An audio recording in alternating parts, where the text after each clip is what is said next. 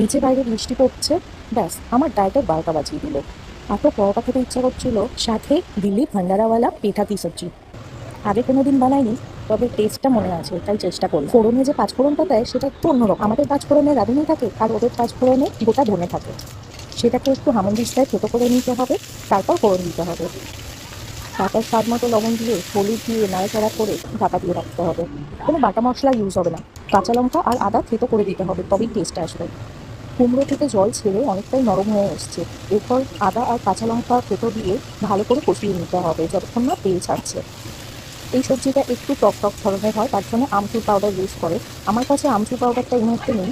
মা একটা শুকনো আম দিয়ে দিয়েছিল, বলেছিল যে এটা যখন ইউজ করবেন জলের মধ্যে একটু ভিজিয়ে রেখে তারপরে যে কোনো কিছুতে ইউজ করলে বেশ টক হবে। তো এটাই ইউজ করলাম এটাতে। আর দিতে হবে কিচেন কিং মশালা।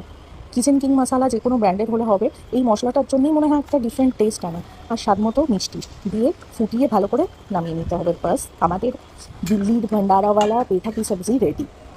কোনো খাবার মিস করলে দিল্লির খাবার মুম্বাইয়ে বসে বানিয়ে নিলাম, কিন্তু কোনো মানুষকে যদি মিস করি তাহলে